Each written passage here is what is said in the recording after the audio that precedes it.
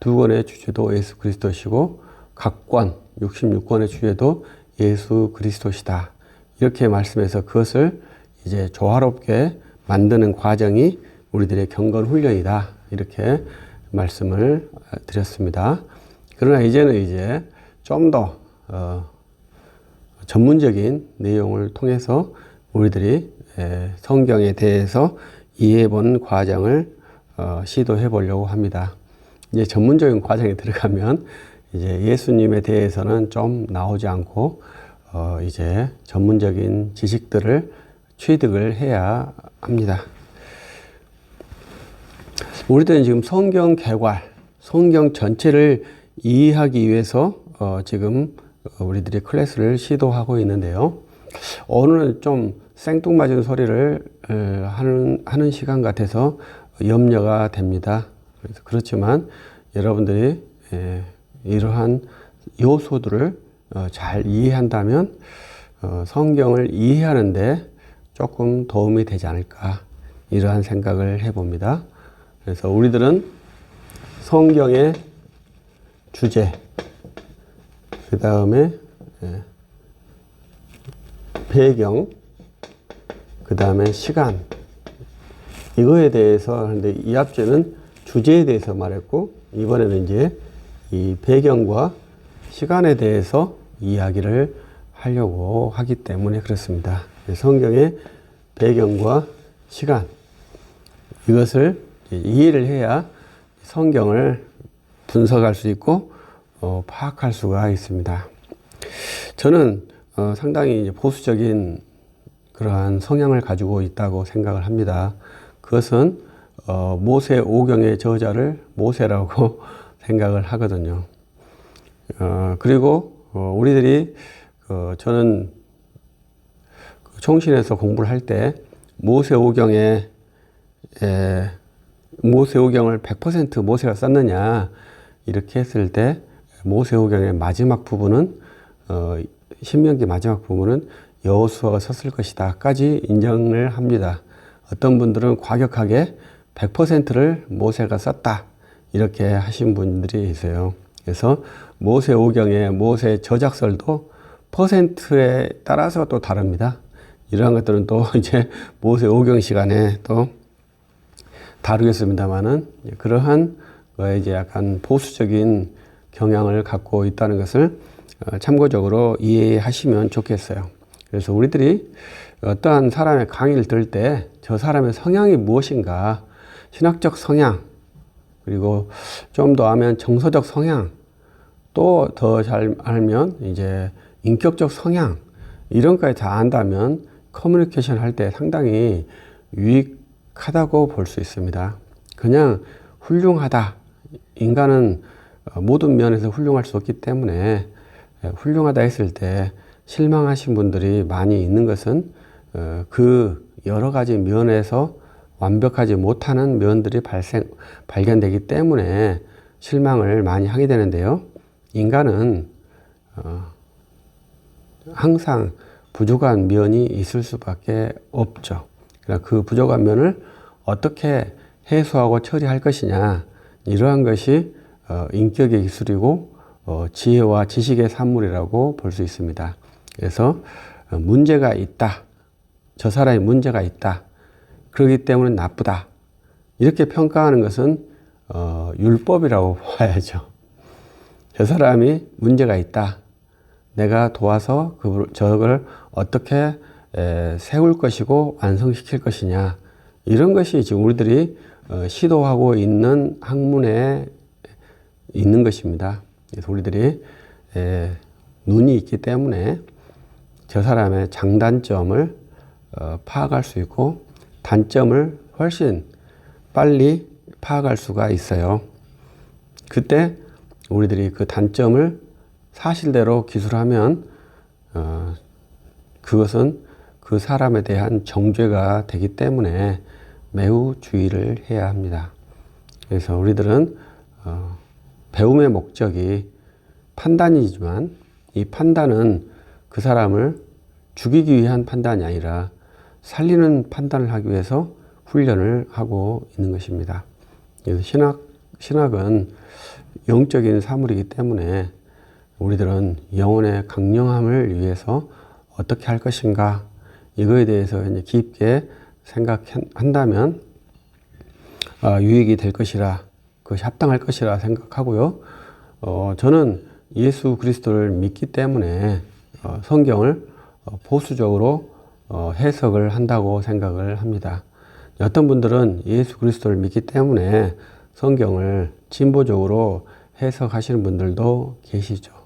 그러나 저는 예수 그리스도께서 하나님의 독생자이심과 하늘에서 이 땅에 내려오신 우리의 구주이심을 믿기 때문에 그 믿음이 이제 다른 모든 것을 해소시켜 이제 우리들이 믿을 수 없는 것들도 이해할 수 없는 것들도 하나님 말씀을 믿게 되는 그러한 부조리한 모습을 갖고 있습니다. 그러니까 우리들이 이 앞에 하려고 하는데 이제 확실성이라는 것을 우리들은 담보를 하고 있습니다. 우리들은 확실하다 이걸 갖고 있는데요. 우리는 왜 확실하겠습니까? 확실한 근거는 내 안에 있는 것이 아니라 전능자께 있거든요.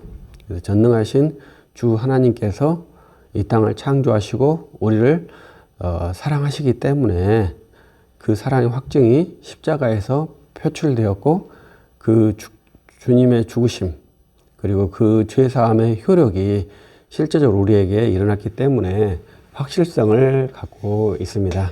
그래서 우리는 지식에도 다 등급이 있거든요. 그래서 1지식, 2지식, 3지식, 4지식, 5지식, 6지식 다 있는데 이런 모든 지식은 확실하지가 않아요. 그래서 우리들이 그 가장 인생에서 안 좋은 말이 세상 허살았다 이러한 말이거든요. 그것은 확실하다고 믿었는데 확실하지가 않더라. 미는 도끼에 발등 찍혔다. 절대로 도끼날이 안 빠질 줄 알았는데 도끼날이 빠져서 내 발을 찍었다. 이거지 않습니까? 그러니까 이러한 지식들은 다 불확실한 지식입니다. 그러나 이제 확실한 지식은 무엇이 있을까요? 그것은 예수 그리스도께서 우리의 주와 구주이시다. 이건 확실하다 이거죠.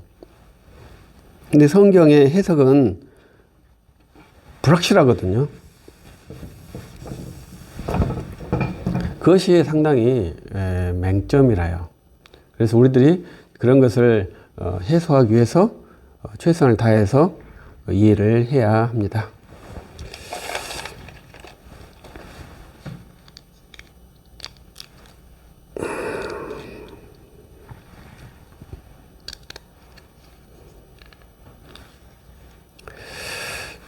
그래서 우리들이 예수를 아는 지식이 가장 크고요. 그 다음에 모세가 모세오경을 기록했느냐 이런 것은 작은 지식이라요. 이건 우리의 이성으로 불확실해요. 증명할 수가 없어요. 그러나 이것도 이성으로 불확실해요. 증명할 수가 없어요.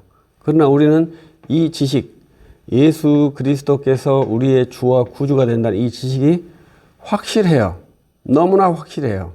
내가 알아서 확실한 것이 아니라 은혜로 확실한 지식을 가지고 있어요. 이 부분은 불확실해요. 의견이 너무나 많아요. 그래서 이러한 것들을 우리들이 어떻게 해석할 것이냐, 이제 훈련하는 것이 이제 우리들의 훈련 방식입니다. 그런데 저는 모세가 모세오경을 썼다고 믿는 그러한 사람이고 예수님께서 모세가 홍해를 갈랐다.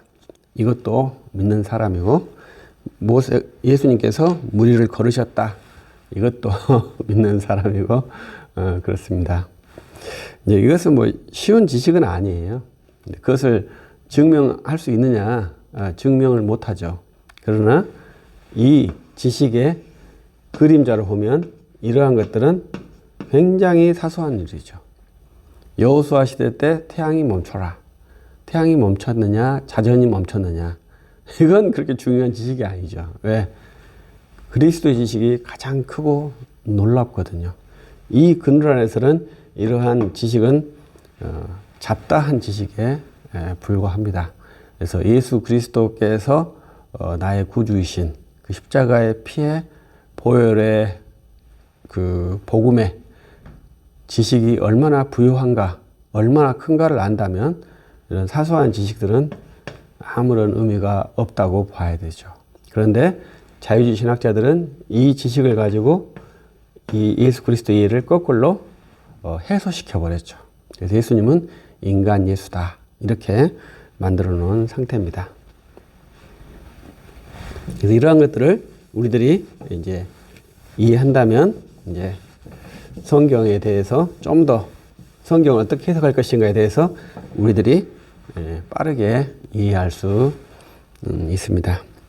이러한 것이 뭐가 있겠느냐, 성경을 이해하는데 왜 그것이 필요하느냐, 이렇게 말씀할 수 있겠죠.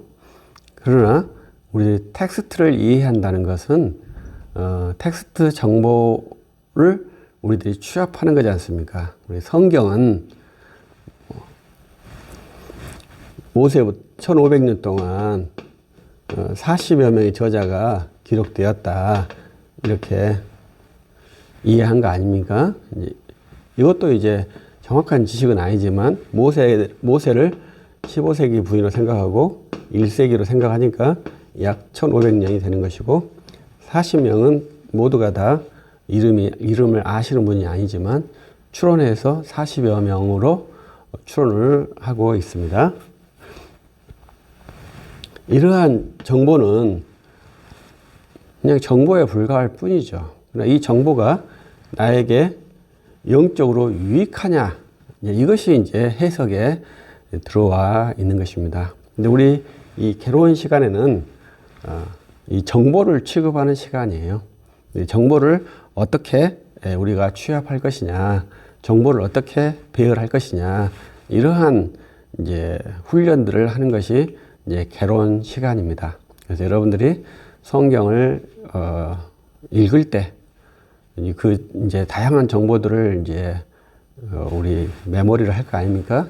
그때 이제 그 정보를 어떻게 배열할 것이냐, 분류할 것이냐, 이러한 훈련들을 하는 것이 공부의 중요한 사안입니다. 그래서 우리 1500년, 40명, 이것은 아주 기본적인 지식이라 다 아시죠?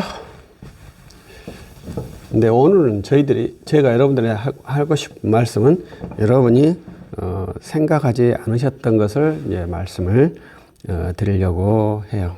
이것은 이제 정보긴 합니다만은 정보를 제가 약간 변형을 해서 왜 우리가 성경을 잘 해석하지 못하는가, 이런 것에 대한 제 개인적인 반성에서 시작해서 이 배경과 시간을 이해할 때 잘 이해하지 못한 면이 있다, 이렇게 생각을 해봅니다.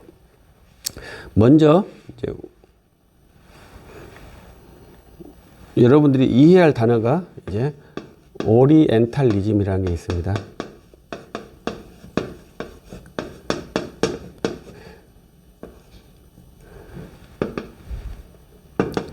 이 오리엔탈리즘이라는 것이 이제 여러분들이 이해를 해야 이제 저는 성경에 대해서 이해할 수 있다고 생각을 합니다.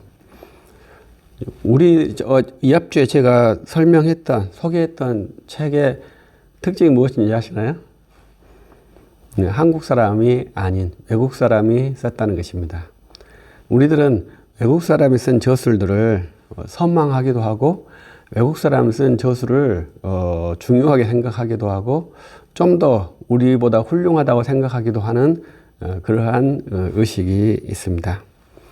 근데 이제 우리 철학계 같은 데서는 상당히 이제 우리나라 저자들도 탁월한 글쓰기가 나오고요.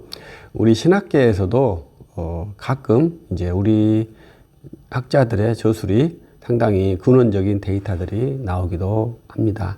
그런데 이제 이 오리엔탈리즘이라고 하는 것은 서양 중심의 사고 방식으로 구성된다, 이런 거죠. 유럽이 좀 더 우월하다, 동양은 좀 저등하다, 이러한 관점에서 쓰여진 것이라 모든 우리들의 해설서들이 오리엔탈리즘으로 쓰여졌다, 이러한 것을 이해를 해야 한다는 것이죠.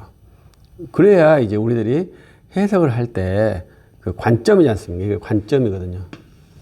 이 관점에 의해서 어떠한 사물이 나오는데 그것이 우리에게, 우리 대한민국 사람에게 잘 맞도록 해야 하는 것이죠.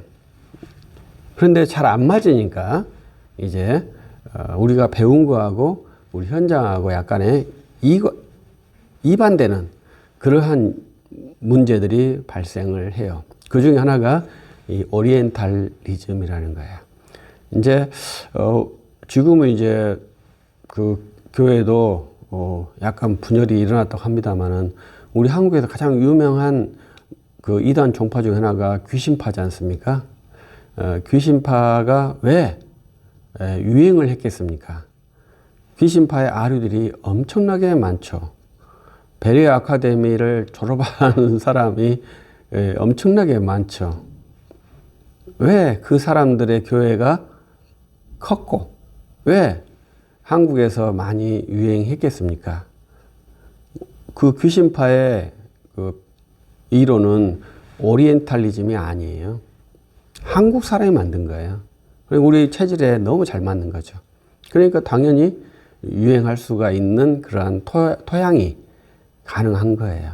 우리들도 많은 사람들이 한국적인 그러한 사유체계에 의해서 그 믹싱을, 오리엔탈리즘과 우리 한국적 사유체계를 잘 믹싱해서 성공한 케이스들이 의외로 많죠. 가장 대표적인 것은 여의도 순복음교회가 이제 그러한 구조라고 봐야죠. 오리엔탈리즘과 한국적 그 사유체계, 기복신앙을 잘 융합이 됐고, 우리 귀신파는 전형적인 한국적 사유체계로 말했기 때문에 이단의 수준에 있다고 보아야 합니다. 그러나 이 오리엔탈리즘으로 성경을 보고 성경을 해석하면 우리에게는 계속 그 이반되는, 그래서 우리가 한국 사람이 아닌 그러한 이제 서구 사람이 되는, 서구적 사고방식이 되는 그러한 문제점을 갖게 됩니다. 그래서 우리들이 성경을 볼 때 이제 오리엔탈리즘에 대해서 먼저 여러분들이 인지를 해 주셔야 됩니다. 그래서 이 배경을 할 때 이제 그 하는 것은 우리들의 이 배경지가 옮겨졌다, 이걸 말씀을 드리고 싶어서 그러는 것이에요. 그것이 이제 세계 역사의 확장의 순서, 확장의 방식, 서세 동점, 서쪽으로 움직이는 그러한 세계 역사의 흐름, 그러한 것을 우리들이 이해를 해야 성경을 보고, 또 이런 분들이 성경을 해석할 때 그것이 정답이야 이렇게 말하는 것이 아니라 그것을 보고 내가 어떻게 핸들링을 해서 의미를 도출시킬 것이냐, 그 의미가 또 나에게 어떻게 유익이 되고 저 사람에게 어떻게 유익이 되고 우리 모두에게 어떻게 유익이 될 것이냐, 그리고 결론적으로 주의 영광에는 어떻게 부합되느냐, 이러한 것을 최종적으로 평가하기 위해서는 우리들에게 있는 중요한 관점, 우리 한국 사람은 오리엔탈리즘을 채택하면 안 된다는 것이죠.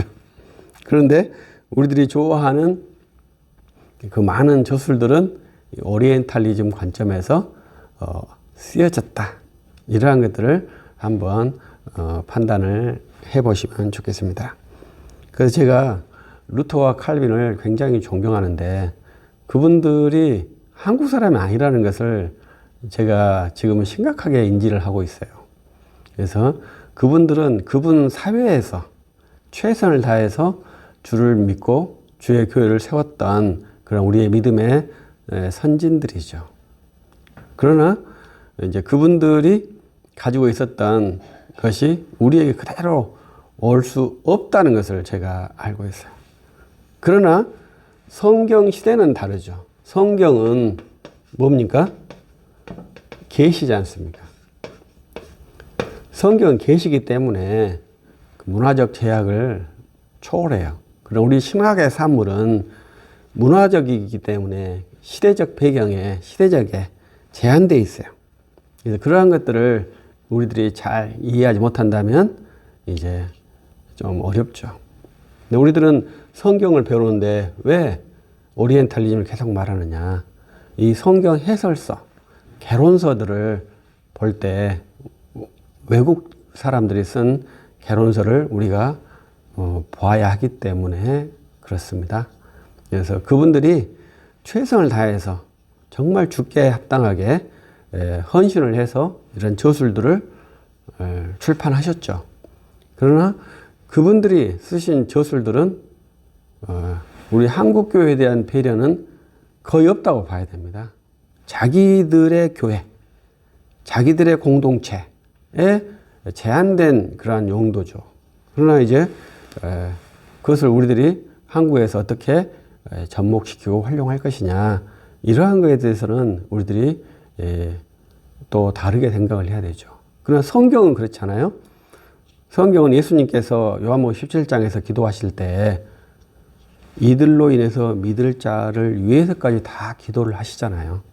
성경은 만유에게 모두 다 똑같은 권위로 제공이 됩니다. 그러나 이 성경의 해석의 주도권이, 선점권이 유럽에 있었다는 것이 이제 우리들이 알아야 할 사안이죠. 그래서 이제 오리엔탈리즘의 근거에서 우리들이 성경을 보는 동양 사람이기 때문에 약간의 그 불일치가 상당히 많이 발생을 해요. 그래서 이러한 것들을 이제 우리들이 어떻게 해소할 것이냐 해서 토착화, 한국화, 이러한 시도들을 많이 하고, 저도 그 중에 한 사람으로서 한국화에 대해서 많이 쓰죠. 그래서 저도 제 글을 쓸 때는 대한민국이란 글을 제 신학설에서는 표현을 합니다. 그것이 우리 국가의 제한적이긴 합니다만은 그걸 잘 이해를 해야 되죠. 근데 외국 사람들이 그러는 아메리칸이나 유럽이나 이런 말 잘 안 쓰거든요. 그렇기 때문에 착각이 어떠냐면 보편적이다라는 생각이 드는 거예요. 그러나 그렇지 않다는 거죠. 그분들도 우리와 똑같이 자기의 로컬에 제한된 그러한 분들이에요. 그래서 그 제한된 부분에서 우리 성경을 분석한 것들을 우리들이 보고 있는 겁니다. 그것을 또 우리가 어떻게 우리화 시킬 것이냐, 이것은 쉽지 않은 문제입니다. 그래서 오리엔탈리즘에 대해서 여러분들이 한번 이해를 했으면 좋겠어요. 그래서 저도 가끔, 저는 이제 전라도 사람이고 광주 사람이고 광주에서 목회를 하는데, 가끔은 대한민국에서도 우리의 이질적인 지역, 경상도에 가서 전라도 사람들이 목회해야 되고, 경상도 크리스찬이 전라도 가서 목회를 해야 우리들이 문화적인 극복을 할 수 있는 그러한 케이스가 되지 않겠느냐, 이러한 말씀도 드려요. 왜? 우리 복음은 문화를 초월한다는 그러한 의식을 있어야 돼, 그 실제가 있어야 되지 않겠습니까? 그런데 우리 크리스찬, 대한민국 크리스찬들은 아직까지도 지방색에 갇혀 있는 것이라고 분석이 되고 있죠. 그만큼 이 사고 체계가 그 사람들을 지배하고 있어요. 우리는 그러한 것을 탈피, 극복, 화합, 십자가로서 그러한 것들을 화합시켜야 할 수 있는 그러한 복음의 능력을 갖고 있어야 합니다. 우리들이 외국에 나가서 복음을 전도할 수 하는 사람들인데요. 경상도, 전라도도 일치를 못 시키는 문화 능력을 가지고 어떻게 언어도 안 통하는, 음식 문화도 전혀 다른 그러한 데서 문화적 통합과 복음의 정진을 가질 수 있겠습니까? 역시 오리엔탈리즘과 같은 문화적 우월주의에서 사역하는 수밖에 없는 그러한 조금 비극이죠. 우리도, 대한민국도 미국이란 우월한 나라에서 복음을 전도했기 때문에 우리 민족이 용이하게 복음을 수납했을 가능성이 높잖아요. 우리 대한민국도 우월한 경제 상태와 문화 수준을 갖고 있으면 그러한 수준을 가지고 해외에서 복음을 전도하는 것에 유익하지 않겠습니까? 그럼 복음이 그런 우월성에 의해서 우월성에 의해서 복음이 도구가 된다는 것이 얼마나 슬픈 일입니까? 복음은 오직 전하는 자의 입술에 나온 그 복음의 내용과 성령의 감화로 복음이 전달되고 효력화되는 것이라고 저는 배우고 그렇게 가르치고 그렇게 알고 있거든요. 그런데 우리가 우월한 위치에 있으니까 좀 더 용이하다. 그 현상적인 문제가 있습니다만은 그것을 매뉴얼화하는 것은 상당히 문제가 있을 것이라고 봐요. 그래서 제가 이제 외국에 있는 크리스찬들 만날 때 우리들이 선교하는 지역에 가서 저는 우리 대한민국을 위해서 너희들이 기도하고 너희들이 대한민국에 와서 대한민국 넌크리스찬에게 복음을 전도할 수 있는 담력과 그러한 헌신을 해다오. 대한민국 사람들도 복음을 드려야 할 사람이 많다. 그렇게 독려하기도 하거든요. 그것은 항상 우리가 복음을 받았다. 이러한 것이 아니라 복음은 모든 문화를 총합하는 하나로 만드는 그러한 막힌 담을 허는 그러한 능력이 있기 때문에 그 능력을 그리스도인이 구현해야 복음의 능력이 있다라는 것을 증명시켜 줄 거 아닙니까? 좀 슬프게도 우리 한국교회는 그 능력을 실현을 시키지 못했고 여전히 지역성이라는 담에 있으면서도 더 큰 담을 넘어설 수 있다고 선교사들을 파송하는 그러한 비논리적인 구조에 있죠. 그러니까 인도나 브라질 이런 데에서는 자기 자국의 타 문화권으로 선교사를 보낸대요. 그것도 선교사의 계수에 들어간다고 해요. 우리들도 전라도에서 경상도로 선교사를 파송하고 경상도에서 전라도로 선교사를 파송하는 그러한 훈련이 필요하겠다 생각이 들 정도입니다. 어떠한 분은 우리 경상도의 한 도시는 2%가 안 된대요. 크리스찬이. 그러면 선교지라는 겁니다. 선교사를 파송할 수 있다는 겁니다. 인도네시아가 한 5%. 그러니까 거기는 피선교지가, 거기는 이제 선교지가 아니라고 보거든요. 필리핀도 5%가 넘을 거라고 봐요. 그러면은 선교지가 아닌 거예요. 그래서 우리들이 이 오리엔탈리즘에 대해서 이해한다면 그러한 것들을 다 이제 어떻게 계산을 할 수 있다는 것이죠. 그것이 안 되면은 해외면 뭡니까 선교사고 국내면 선교가 아닌 그러한 좀 이해할 수 없는 구도를 갖게 되는 것 중에도 거기에 그러한 지식이 있습니다. 그래서 일단 이제 배경에 대해서 제시를 해보도록 하겠습니다. 그 세계의 그 온파로스라고 하거든요. 배꼽이라는 말인데 온파로스가 있느냐 했을 때 이 온파로스는 계속 변화가 되는 것 같아요. 지금 온파로스는 아마 미국이겠죠. 미국에 있는 동부 지역이 온파로스가 세계의 중심일 수도 있겠죠. 그러나 처음부터 세계의 중심이 미국이 아니었죠. 처음에 세계 중심이 어디였느냐 이것에 대해서는 이제 많은 추론이 있죠. 그러나 우리들은 기본적으로 4대 문명이라고 말을 합니다. 그런데 이제 아메리카 쪽에 잉카 문명이 있고 아즈텍 문명이 있고 그 다음에 마야 문명이 있고 이 세 개의 아주 거대한 문명체들이 아메리카 지역에 있어요. 그런데 재밌는 것은 그 문명은 여기에다가 포함을 안 시킨다는 것이죠. 왜 그렇겠습니까? 그것은 이 오리엔탈리즘 때문에도 그러는 것인데 이 네 개의 문명은 서로 상호작용을 했어요. 그러나 아즈텍이나 마야나 잉카 문명은 상호작용이 안 된 자기들끼리 어마어마한 문화를 만들었지만 상호작용 없이 소멸된 그러한 케이스라요. 그래서 우리들이 이 문명이라고 했을 때 이 4대 문명은 그냥 4개의 문명이 독립체로 있는 것이 아니라 서로 활용을 교류 활동을 했어요.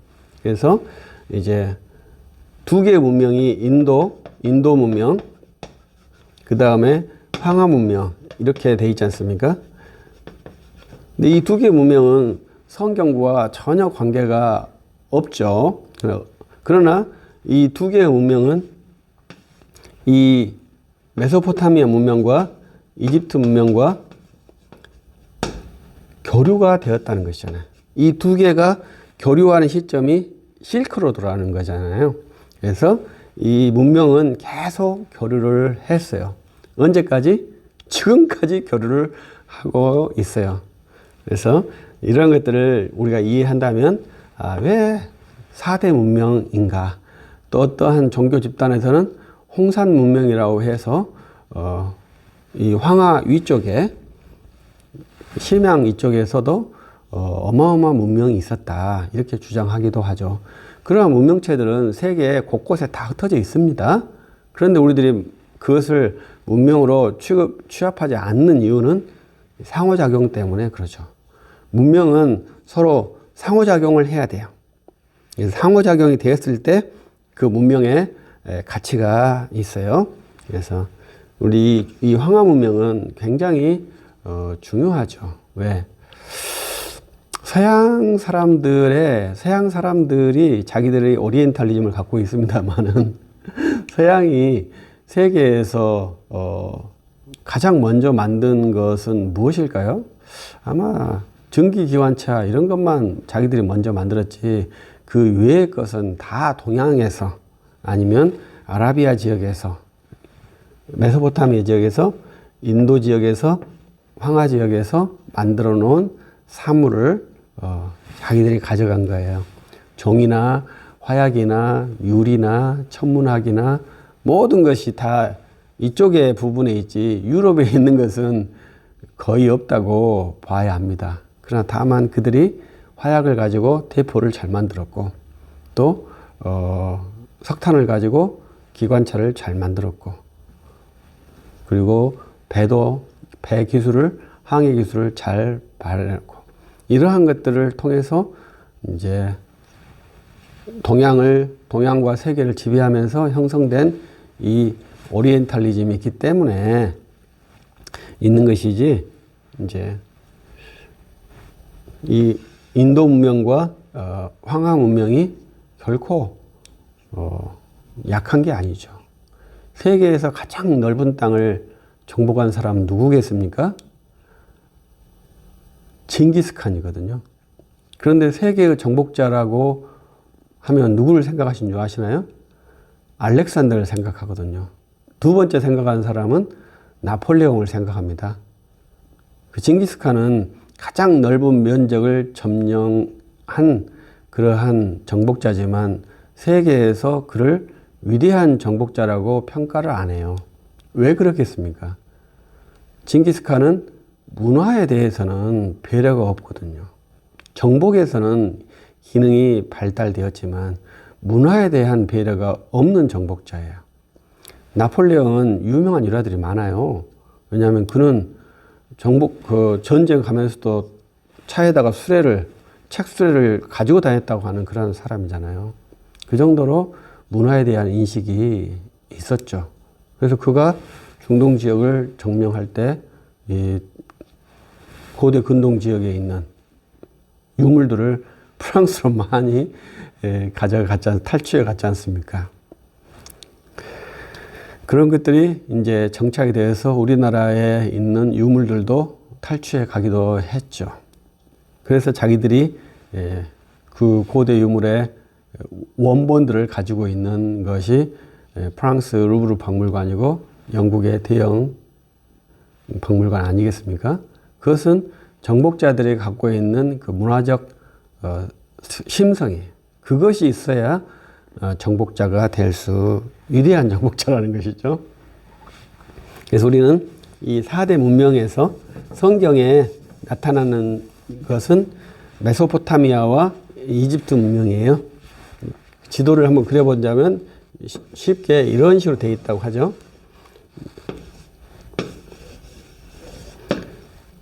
여기가 이제 이집트 문명, 나일강 문명이고, 여기가 이제 메소포타미아 문명입니다. 여기가 이제 이스라엘 지역이라고 볼 수 있죠. 이것을 이해를 해야 이제 우리들이 성경을 알 수가 있어요. 배경이 돼요. 그래서 이렇게 하는 것은 비옥한 초승달이라고 하는 거예요. 그래서 이것만 길이 되는 거죠. 그래서 선택의 여지가 없다는 거죠. 지금이야 이제 비행기 타고 왕래를 하겠습니다만, 옛날에는 다 걸어서 다니기 때문에 양식과 물이 있어야 되는 지역이 이 지역이기 때문에, 이 지역을 말 그대로 비옥한 초승달을 하니까 이 거꾸로 초승달을 그리면 이 배경이 나오는 거예요. 이 끝에서 끝, 여기가 지금 현재는 쿠웨이트가 있는 나라잖아요. 끝에서 끝, 나일강까지 이렇게 딱 걸면 이제 두 개의 문명이 걸쳐지는 거예요. 그 사이에 이제 가나안 땅이 존재하는 것이죠. 근데 이 두 개의 문명이 이제 성경에 계속 나오죠. 여기에서 아브라함이 하란으로 갔다가 애굽에 갔다가 이렇게 갔다가, 또 이 아브라함 후손들이 여호와의 말씀을 어겨서 다시 이쪽으로 바벨론으로 끌려갔다가 다시 돌아왔다가, 이것이 계속 왔다 갔다 하는 것이 이제 성경 역사의 배경지죠. 그래서 우리들이 이러한 배경지를 보는데, 이제 이쪽 하란 지역을 우리들이 지금은 자유롭게 방문하지 못하죠. 왜냐하면 전쟁 지역이기 때문에. 그래서 우리들이 성경을 연구할 때 제한적이라는 거죠. 방문해도 모를 것인데 방문도 못하게 되는 그러한 구도가 되어져 있어요. 우리들은 성경을 연구할 때 해서 믿음으로만 연구를 해야 될 수밖에 없는 그러한 것이죠. 옛날에 독일, 프랑스, 영국들이 이 땅을 점령할 때 이쪽은 거의 발굴을 많이 했어요. 그러나 이제 그때 당시에는 정복자들이 발굴했을 때는 무조건 파헤쳐 버렸겠죠. 조금 배려가 없이. 지금은 굉장히 문화재 발굴이나 조사할 때 체계적이고 안전하게 합니다. 그래서 진공도 만들 때도 있고요. 그런데 이제 그 당시에는 이제 발굴을 경솔하게 했을 것이라고 생각을 합니다. 그래서 그러한 유물들을 이제 유럽으로 다 이주시켜 놓은 상태죠. 그래도 이제 발굴 안 된 유물들이 많이 있겠죠. 그래서 이 비옥한 초승달이 먼저 우리들의 성경의 기본 구조예요. 근데 많은 사람들은 이 비옥한 초승달만 이렇게 말하는데, 오늘 저는 이 비옥한 초승달에 이제 이것은 구약 성경에만 해당되는 거예요. 신약 성경은 헬라라는 말이 나오지 않습니까? 여기는 이제 아카드, 여기는 이제 히브리어, 아람어, 이런 식의 언어들을 썼는데, 이제 신약 성경에는 헬라어라는 말이 등장을 해요. 그러니까 옛날에 우리 60대, 70대, 80대 분들은 히라버라고 그랬거든요. 히라버. 근데 이제 우리는 헬라어 이렇게 말하지 않습니까? 그러나 이제 영어로 말하면 그리스어예요. 그리스어가 그때 당시에 예수님 당시에는 주요 언어였잖아요. 왜 그리스어가 주요 언어였겠습니까? 그것이 이제 알렉산더라는 사람이에요. 우리 성경은 참 특이하게 아주 우리들이 세상에서 중요하게 생각하는 것을 생략할 때가 많이 있습니다. 우리들이 가장 중요하게 생각하는 사람은 알렉산더거든요. 세계에서 가장 중요하게 생각하는 사람은 알렉산더라는 사람입니다. 왜 알렉산더가 중요하겠어요? 이제 사회동포주의라고 옛날에 우리 1919년 3월 1일 만세할 때 사회동포주의란 말을 우리가 썼어요. 그 말을 한 사람이 알렉산더거든요. 사회 동포주의란 말을 처음으로 만든 세계를 하나의 제국으로 만들겠다. 이러한 꿈이에요. 그래서 세계를 하나로 만들겠다는 꿈을 최초로 우리 인류에 나온 사람이 알렉산더죠. 그래서 그 알렉산더가 근데 이 두 개의 문명의 사람이 아니라는 것이 문제죠. 여기 마케도니아 지역의 문명을 마케도니아 사람이고 여기 그리스와 스파르타를 점령해서 여기를 자기의 왕국으로 삼은 그러한 사람이죠. 그래서 이 문명을 예계 문명이라고 해요. 우리들이 플라톤, 소크라테스, 아리스토텔레스 다 이제 이쪽에다가 두고 있어요. 이 사람들을 우리 철학의 시조처럼 생각하는데요. 이슬람에서도 상당히 놀라운 철학자들이 많다는 거예요.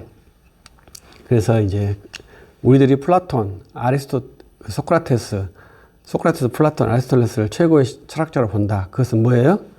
사실이 아니라 오리엔탈리즘이라는 것이죠. 그래서 이제 그런 것들을 이 예계의 문명에서 이쪽 문명, 페르시아를 정복하는 일이 중간기에 발생을 한 겁니다. 그래서 이 세 개의 문명이 하나로 이루어졌어요. 그런데 이 알렉산더가 정말로 도전적이고 무시무시한 인간인데 그 젊은 나이 33살에 죽었다고 그래요. 참 그것도 특이한 면인데 그 33살에 이 어마어마한 땅을 정복하고 인도를 정복하려다가 실패를 했어요. 그래서 아프가니스탄 영화를 보면 이 아프가니스탄 사람들이 첫 번째로 말하는 사람은 이 땅을 침략자가 정복한 적이 없다. 거기에 첫 번째 등장한 사람 누가 나오겠어요? 알렉산더도 정복하지 못했다. 소련도 정복하지 못했다. 미국도 정복하지 못했다. 그 땅이 아프가니스탄인데 거기에서 알렉산더가 동지를 못하고 좌절하고 죽어 정복전쟁이 끝났죠. 그래서 그래도 이제 인도 적경에 갔기 때문에 문명의 충돌, 문명의 융합작용이 상당히 많이 발생한 것입니다. 그래서 그러한 일들을 알렉산더가 이루어냈어요. 성경은 그런 말을 전혀 하지 않는 상태에서 갑자기 히브리어에서 헬라어가 등장을 하게 되는 것이죠. 그래서 우리들은 그러한 연속성에 대해서 한번 생각을 하면서 이야기를 이어보려고 하는 것이죠. 그것이 이제 중간사예요. 중간사가 중요하다. 가끔 그렇게 말씀하시는데 중간사도 중요하긴 하죠. 그러나 저는 중간사가 중요하다는 말에 약간 염려가 있어요. 왜냐하면 중간사도 중요하긴 하죠. 그러나 중간사는 계시 영역으로 제가 보지 않기 때문에 그래요. 그래서 우리들은 성경이 66권이다 이렇게 말씀을 했지 않습니까? 66권일 때 문제가 뭐예요? 중간기에 있는 문서들은 66권에 없다는 거예요. 그래서 이 중간기 문서를 어떻게 볼 것이냐 이런 것들이 우리들에게는 상당히 중요해요. 그리고 어거스틴 책을 보면 중간기의 외경의 문헌들의 참고가 상당히 많거든요. 그러면 어거스틴은 왜 그렇겠습니까? 그때 당시에는 성경 66권이 아니었거든요. 그러니까 어거스틴에게 정경 개념은 우리가 갖고 있는 정경 개념과 같지가 않아요. 그래서 그러면 그러한 분들이 신학을 구현할 때 어떻게 하겠느냐. 우리와 같은 신학이 안 나올 수 있는 여지들이 많죠. 왜냐하면 정경의 범위가 다르잖아요. 그럼에도 불구하고 우리가 그분을 우리의 정통적인 신학자로 믿고 따르는 것은 예수 그리스도에 대한 신앙이 같기 때문에 그래요. 그리고 거기에 정경 이해에서 소소한 차이점들이 발생하지만 그리스도를 믿는데 합당하다면 우리들은 모든 것을 다 수용하는 그러한 것이 그리스도를 믿는 사람들이죠. 왜? 아까 말씀했듯이 이 큰 지식에 합의가 되고 작은 지식에 합의가 안 됐을 때 어떻게 하겠습니까? 큰 지식에 합의체로 다 돼야 되죠. 작은 지식들이. 그래야 논리적이지 않겠습니까? 우리가 큰 것에는 일치를 봤는데 작은 것에 일치를 안 봤으니까 헤어진다? 이건 쉽지는 않죠. 우리 개신교는 큰 것에 일치를 봤는데 작은 것에 흩어진 것처럼 보이지 않습니까? 근데 그것은 이제 문화적인 문제가 발생을 해요. 왜? 국가 종교지 않습니까? 국가 종교이기 때문에 국가별로 개신교가 형성됐다고 이해하시면 좀 더 좋겠어요. 그러니까 독일이라는 국가, 스위스라는 국가, 이렇게 국가별로 종교가 개신교가 나눠졌어요. 그러나 그 전에는 로마 카톨릭이 모두 다 모든 국가를 다 관할하고 있었다고 봐야 되죠. 그러한 것이 국가별 특성상 국가 종교로 개혁되면서 많은 교파들이 형성이 됐고, 다만 잉글랜드에서는 이제 같은 국가지만 종교적인 칼라에 의해서 여러 가지 섹션의 분파들이 발생을 했습니다. 우리 장로교는 스코틀랜드 계열, 또 네덜란드는 개혁파 계열, 루터는 루터 계열, 스위스는 스위스 자체의 연합체의 종교 색채, 이런 걸로 이제 국가별로 형성됐고, 이것이 미국으로 이주하면서 많은 종파들의 집합체가 미국이라는 나라가 된 것이죠. 그래서 이제 우리들은 중간기 시대에 있는 그러한 문명에 대해서 이해를 한번 해봐야 합니다. 그래서 이 배경에서 이제 우리들이 통상적으로 이 비옥한 초승달에 대해서는 많이 이해를 했지만, 신약 시대에 4개의 문명이 들어와서 이 3개의 문명이 융합되었다. 이것을 한번 더 생각을 해 주셔야 합니다. 그런데 이제 신약 시대 때는 나오는 사람이 누구가 나왔냐면 가이사라는 사람이 나오지 않습니까? 가이사는 시저라고 하는 사람이에요. 시저를 우리 헬라어 음역으로 가이사라고 합니다. 우리들은 시저라고 말을 할 수 있죠. 카이사르라고도 말을 하기도 합니다. 그 사람의 이름이 나와요. 그 사람의 이름이 나오는 것은 상당히 뭐랄까 좀 당혹스러운 것인데, 이 시저라는 것은 주라는 겁니다. 로드라는 거도. 근데 우리 예수님도 뭐예요? 로드잖아요. 우리는 예수님을 로드로 주로 섬기는 그러한 백성들이에요. 그러니까 로마의 시저가 자기가 주인데 이 이상한 사람이 주라고 하니까 용납할 수가 없잖아요. 그러니까 당연히 2명의 주가 존재할 수는 없잖아요. 그러니까 칼을 가진 사람이 그 영으로 믿는 주의 백성들을 300년 동안 박해를 했죠. 그런데 이제 이렇게 되어 있는데, 이 나라에서 로마라는, 여기 이탈리아에서 생긴 로마라는 제국이 여기를 다 정복하게 되는 것이 이제 성경의 배경의 이제 마지막 요소입니다. 로마라는 나라는 군대의 나라거든요.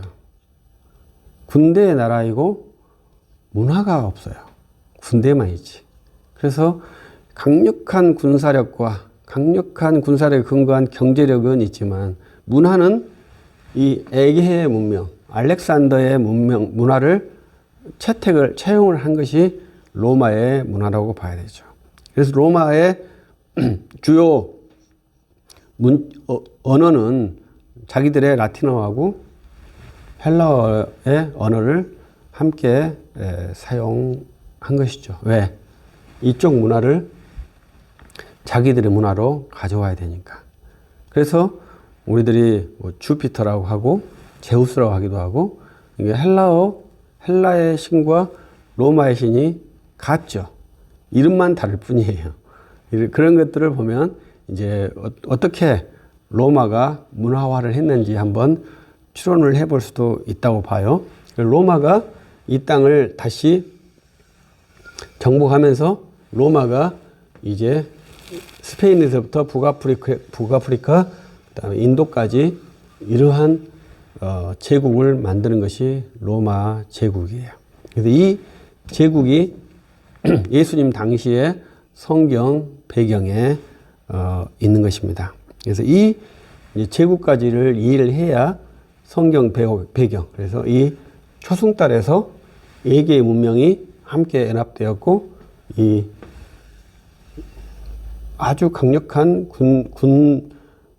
군대의 나라 로마 제국이 이제 모든 이쪽 지역을, 문명 지역을 통합하는 것이 이제 로마라는 한 제국의 등장입니다. 이 로마라는 제국이 이제 476년에 서로마가 망하고 1453년에 동로마가 망하면서 이제 완전히 새로운 세계 질서가 되었다고 봐야 됩니다. 우리들은 이제 성경은 바뀝니다만은 1453년, 우리는 지금 현재 이스탄불이라고 하는 도시, 그 이전에는 콘스탄티노플이라고 했던 도시, 그 도시가 멸망하기 전까지가 이제 우리 기독교의 의식에는 아주 다른 겁니다. 우리들은 처음부터 이렇게 된 것 같습니다만은 이 1453년 이전까지는 기독교의 중심이 로마가 아니고 콘스탄티노플이었다고 봐야 합니다. 그래서 이러한 것들은 끊임없는 서로의 갈등과 경쟁 관계를 가지고 있었어요. 그러나 상징적인 이 콘스탄티노플이 이슬람 제국에, 오스만 제국에 함락되면서 기독교의 중심축이 완전히 서쪽으로 이동되게 되는 것이 1453년입니다. 그래서 이러한 시간적인 이해를 하고 우리들 신학책을 봐야 하거든요. 그래야 이제 1453년 이전에 쓰였던 신학책들은 유럽인 사람들도 중심은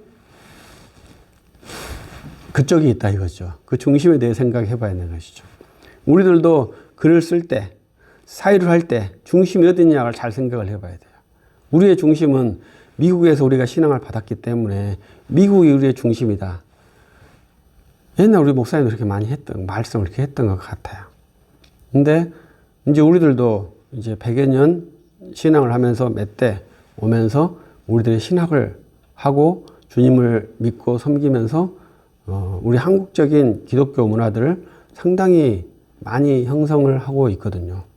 그러면 우리들이 해석의 중심에 서 있어야지 해석의 변방에 서 있으면 안 된다는 것이 제가 여러분들과 함께하는 시간에 오늘의 주안점이 거기에 있어요. 그래서 저는 이제 장로교 목사지 않습니까? 장로교 목사인데 저도 이제 어렸을 적에 신앙생활을 하면은 이제 그 미국에 추수감사절 때 뭡니까 칠면조 잡고 이렇게 했다 하기도 하고 뭐 추수감사절 뭐 이러한 이야기도 들었고 그랬어요. 추수감사절은 청교도들이 만들었거든요. 근데 우리들도 추수감사주의를 하죠. 근데 이 추수감사주의를 미국 사회에서는 아주 당연하게 하죠. 그런데 이제 미국 사람들이 청교도를 어떻게 생각하느냐, 이걸 단편적으로 아는 것이 이 추수감사주의라요. 근데 이 추수감사주의를 메이플라워를 타고 왔던, 제가 어떤 글을 썼는데, 메이플라워를 타고 와서 그 안에는 장로교 신자가 한 명도 안 계셨다. 제가 그렇게 말씀한 적이 있어요. 그래서 가끔 우리 장로교 목사님들의 신앙의 원점을 메이플라워로 생각하시는 분들이 의외로 계시더라고요. 그러나 메이플라워에는 장로교 신자가 계시지 않았어요. 다 청교도들이었어요. 그분들이 이제 미국의 점유해서 도착해서 이제 미국 문화의 기틀을, 그 이전에 이제 미국에 온 사람들이 계셨어요. 그러나 그 사람들을 미국의 시조로 보지 않고 메이플라워를 시조로 보더라고. 그것도 좀 특이한 일이긴 하죠. 그런데 이제 그 안에는 장로교 신자가 없었다는 것이 아마 팩트일 겁니다. 그러면 우리들이 미국에 있는 사람들, 미국의 장로교나 감리교나 침례교나 모두가 다 그 메이플라워에 타고 있는 그 시조들의 후손으로서 미국의 빚진 자들로 사는 것이 미국 문화니까 추수감사주의를 그렇게 지킨단 말이죠. 근데 그것을 이제 우리들이 받아들여서 우리들도 추수감사주의를 지킨단 말이죠. 그때 기억해야 할 것은 추수감사주의를 지키지 말자는 게 아닙니다. 우리들이 이것을 어떻게 하나님의 말씀에 부합해서 섬길 것이냐, 이러한 것들을 고민을 해야 한다 이거죠. 무조건 왔으니까 이것이 성경적이다 이렇게 볼 수는 없죠. 왜냐하면 추수감사주일은 미국에서 메이플라워를 타고 오신 분들이 제정을 했고 그 뒤에 오신 분들이 그걸 다 따라서 미국의 문화가 된 그러한 산물이지 않습니까? 그러한 것들도 우리들이 한번 깊게 이해를 하면서 신앙생활을 하고 우리들이 한번 해봐야죠. 어떤 분들은 이제 좀 곁다리 같습니다만은 추석을 추수감사주일로 하자 이러하신 분들이 있잖아요. 근데 저는 이제 제 아버지가 농부셨기 때문에 좀 더 이해를 한다고 봐요. 추석이 추수감사주일로 생각하시나요? 추석은 추수감사주일이 아니고 제가 본 견주로는 추석은 추수기원주일 같아요. 추수를 잘하게 해달라고 하는 기원 같아요. 제가 봤을 때는. 추수감사주일은 모든 추수가 된 다음에 하는 게 감사잖아요. 근데 추석은 추수하기 전에 하거든요. 그러니까 추수감사라고 보기는 좀 어려운 면이 있죠. 그러나 우리 민족들은 특이하게 추수하기 전에 먼저 쌀을 베어서 그것을 오일개쌀로 만들어서 밥을 지어서 조상에게 공개하는 그러한 의식을 하면서 한 뒤에 추수를 시작했죠. 추수감사주는 아니죠. 그래서 저는 우리 추수감사주의를 추석으로 대체하는 거, 이것은 이제 이 배경은 비슷하겠지만 이 배경이 우리의 문화와 성경, 기독교의 문화의 배경에 믹스되는 요소는 안 된다. 이렇게 봐요. 그래서 우리 크리스천들이 그러한 것들을 우리 공간 안에서 어떻게 주님을 섬길 것인가, 이런 것에 대해서는 또 한번 깊게 고민을 해봐야 되죠. 그래서 아직까지는 우리 한국 기독교가 우리 한국 사회에 기여한 것은 제사를 하지 않는다. 이런 것은 상당히 기여한 바가 있죠. 그러면 이제 우리가 제사를 하지 않기 때문에 그럼 우리가 무엇을 해야 하는가? 이 대안이 있어야 될 거 아닙니까? 하지 않았는데 그러면 더 좋은 대안이 있어야 될 거 아닙니까? 그런데 이것을 회피수단으로 생각하는 거죠. 제사가 불편하니까 주님의 이름으로 제사를 안 지내면서 좀 편하게 하겠다. 회피수단으로 복음을 이용하면 안 된다는 것이죠. 우리들이 더 좋은 것을 드리기 위해서 그것을 폐지를 하는 것이지, 내가 좀 더 편하게 하기 위해서 이걸 폐지하는 게 아니에요. 그래서 그리스도인들은 세상의 소금이지 않습니까? 그래서 내 유익을 위해서 주님의 이름을 빙자해서 제사상을 안 차리려고 하는 것은 제사상을 차리면 안 됩니다. 그렇지만 내 유익을 위해서 하는 것은 조금 바람직하지 않죠.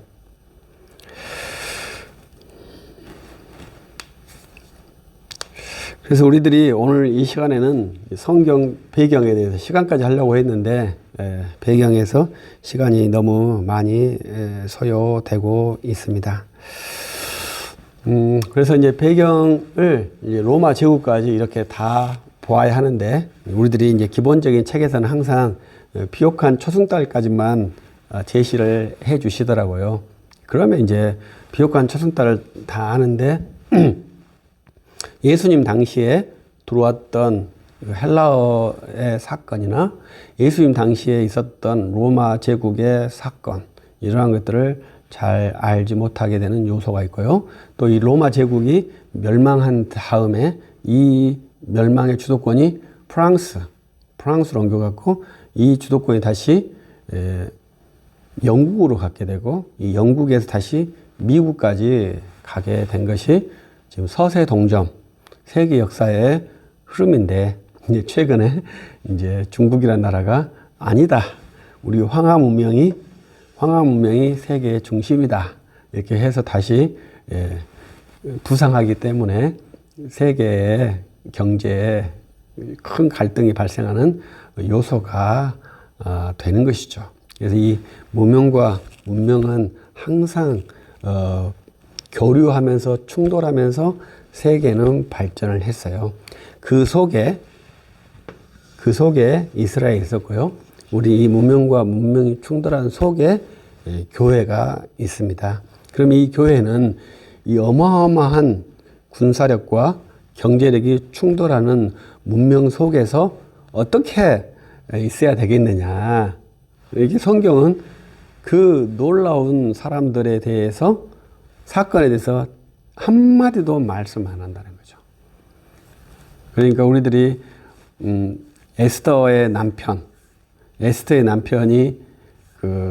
우리 추론하기로는 300 영화에서 나오는 그 페르시아 황제를 좀 보수적으로 추론하면 에스더의 남편이 되거든요.